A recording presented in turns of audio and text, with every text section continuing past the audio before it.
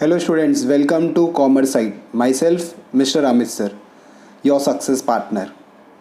So today's topic is introduction to commerce. So basically we are going to discuss what do you mean by commerce.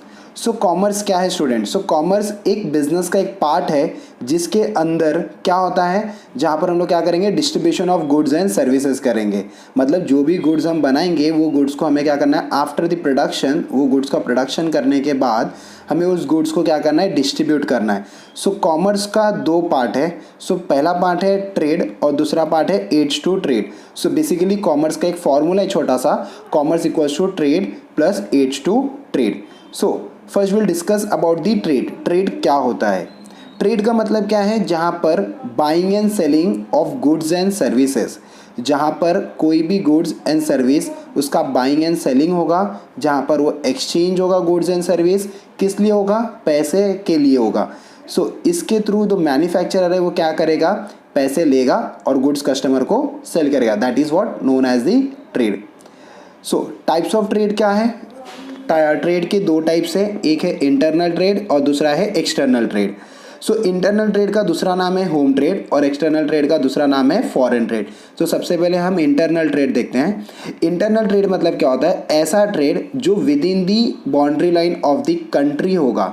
मतलब से for example ऐसा trade जो सिर्फ और सिर्फ India के अंदर होगा, तो उसको हम लोग बोलते हैं इंटरनल ट्रेड। जैसे से फॉर एग्जांपल अब ये जो ट्रेड है या तो लोकल लेवल पे भी हो सकता है, रीजनल लेवल पे भी हो सकता है, या तो नेशनल लेवल पे भी हो सकता है। फॉर एग्जांपल कि अगर एक मैन्युफैक्चरर है मुंबई का, वो गुड्स बनाता है मुंबई में और वो गुड्स को सप्लाई करता है या सेल करता है गोवा में, तो उसको हम लोग कंसिडर करेंगे इंटरनल ट्रेड में।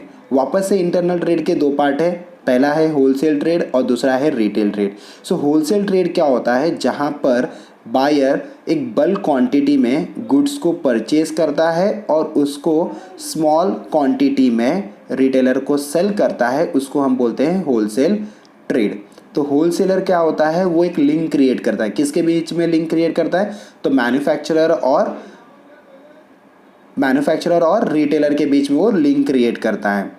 दूसरा पॉइंट है रिटेल ट्रेड। सो रिटेल ट्रेड क्या होता है, जहाँ पर रिटेलर स्मॉल क्वांटिटी में गुड्स को परचेज करता है होलसेलर से और उसको सप्लाई करता है as per the requirement quantity. मतलब जितना कस्टमर को रिक्वायर्ड है उतने क्वांटिटी में गुड्स को क्या करेगा, वो सप्लाई करेगा। सो बेसिकली रिटेल भी क्या करता है, एक चेन, एक लिंक का एक काम करता है जिसके बीच में होलसेलर और कंज्यूमर होते हैं।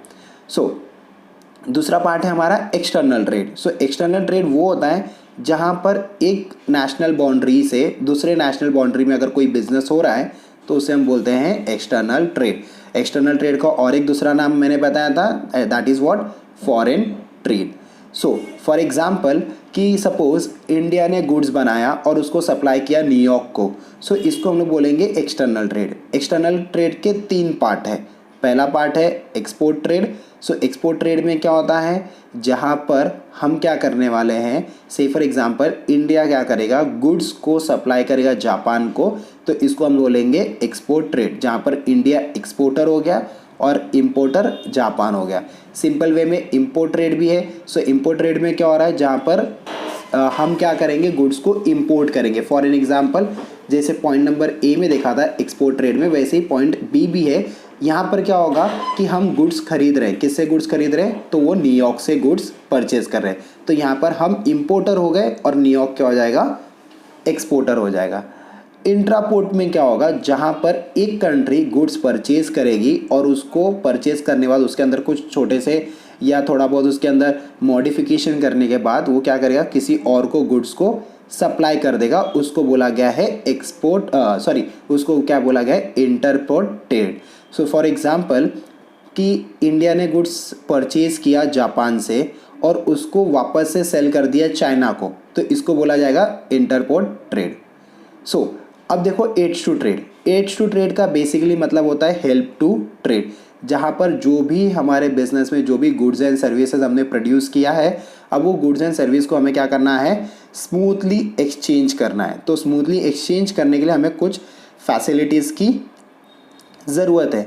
तो फैसिलिटीज़ क्या क्या है वो हम देखते हैं एक एक करके। सो पॉइंट नंबर 1 बोल रहा है वेयर हाउसिंग। तो वेयर हाउसिंग क्या होता है, जहाँ पर हम लोग क्या करेंगे, गुड्स को स्टोर करके रखेंगे from the time of production to the time of consumption. मतलब जब हम गुड्स को प्रोड्यूस करेंगे और उसको हम क्या करेंगे, प्रोडक्शन करने के बाद उसको हम गुड्स को स्टोर कर देंगे, और जब भी उसकी मार्केट में डिमांड होगी वो एट दैट टाइम हम क्या करेंगे, वो गुड्स को मार्केट में सप्लाई करेंगे। So point number 2, transport. अब ट्रांसपोर्ट क्या कर रहा है, transport creates a place utility. ध्यान से सुनो, वेयर हाउसिंग क्या था, it creates a time utility और transport creates a place utility. मतलब गुड्स प्रोड्यूस हुआ एक प्लेस में, अब उसका डिस्ट्रीब्यूशन होगा किसी और जगह में। जैसे हिमाचल प्रदेश में एप्पल ग्रो हुआ, अब उसका जो कंजम्पशन है वो ऑल ओवर द इंडिया या ऑल ओवर द वर्ल्ड है। Now with the help of transportation only you can supply the goods from the place of production to the place of consumption. Point number 3, communication. It is the most important part कि बिना communication के हम कोई भी trade नहीं कर सकते। Communication में क्या होता है, जहाँ पर हम लोग क्या करने वाले हैं, ट्रांसफ़र ऑफ मैसेज। हमें क्या करना है, एक मैसेज को वन पर्सन टू अनदर या वन प्लेस टू अनदर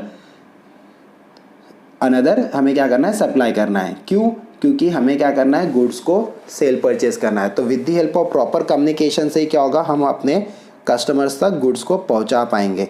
फिर है इंश्योरेंस। तो इंश्योरेंस क्या करता है, वो रिस्क को मिनिमाइज़ करता है। रिस्क को मिनिमाइज़ कर रहा है मतलब क्या, जैसे से फॉर एग्जांपल आज के डेट में कुछ भी अनसर्टेनिटीज़ हो सकती है, कभी भी कुछ भी हो सकता है। वैसे ही बिजनेस में भी क्या हो सकता है, कभी ना कभी कुछ भी अनसर्टेनिटीज़ के चांसेस है। तो यहाँ पर हमें ये ध्यान देना है कि हमें अपने रिस्क को मिनिमाइज़ करना है। देखो रिस्क उसको हम अवॉइड नहीं कर सकते हैं, बट रिस्क को मिनिमाइज़ कर सकते हैं। कैसे, with the help of insurance. तो business is subject to risk, business में कभी भी रिस्क हो सकता है। अच्छा, रिस्क में दो चीज़ें हैं, एक होता है इंश्योरेबल रिस्क, एक होता है non insurable risk. Insurable risk वो जिसको हम इंश्योरेंस कर सकते हैं। फॉर एन एग्जांपल जैसे फायर, थेफ्ट, हाँ ये सारी चीज़ें, ये क्या है, ये सब इंश्योर्ड है। लेकिन जो नॉन इंश्योरेबल रिस्क है, जैसे changes in fashion, price change, हाँ वर्कर्स स्ट्राइक, हाँ तो ये सारे क्या हो जाएंगे, नॉन इंश्योरेबल रिस्क। तो बिजनेसमैन हमेशा अपने बिजनेस का रिस्क करके रखेगा। देन पॉइंट नंबर 5 है बैंकिंग। तो बैंकिंग क्या करता है, जो भी फाइनेंस प्रॉब्लम है वो फाइनेंस प्रॉब्लम को सॉल्व करने का काम बैंकिंग करता है। बैंकिंग लोन प्रोवाइड करेगा, whether it is an short term loan हो चाहे वो लॉन्ग टर्म लोन हो। बिजनेसमैन को जैसे भी लोन की ज़रूरत हो अकॉर्डिंगली लोन के हिसाब से वो बैंक से फाइनेंस रेज कर सकता है। फिर पॉइंट है एक एडवर्टाइजिंग। एडवर्टाइजिंग का मतलब क्या होता है, advertising diverts the mind of the customer. Advertising क्या करता है, कस्टमर के माइंड को डाइवर्ट करता है। मतलब मार्केट में जो भी नया प्रोडक्ट आ रहा है उसका इन्फॉर्मेशन, उसका नॉलेज कौन देता है, तो एडवर्टाइजिंग देता है। सो देखो ये सारी जो चीज़ें हैं ये सब हमें क्या कर रहे हैं, हेल्प कर रहे हैं। That is what aids to trade. तो अगर हमें ट्रेड करना है, हमें अपने बिजनेस का buying and selling of goods and service करना है, तो उसके लिए हमें क्या करना पड़ेगा, ये सारी चीज़ों की ज़रूरत लेनी पड़ेगी। तो जैसे पहला जो चीज़ थी वो थी वेयर हाउसिंग, दूसरा हम लोग ने ट्रांसपोर्टेशन किया, थर्ड हम लोग ने किया कम्युनिकेशन, फोर्थ हमने किया क्या कहते हैं, फोर्थ हमने क्या किया, तो फोर्थ हमने इंश्योरेंस किया, फिफ्थ हमने बैंकिंग और सिक्स्थ हमने एडवर्टाइजिंग किया।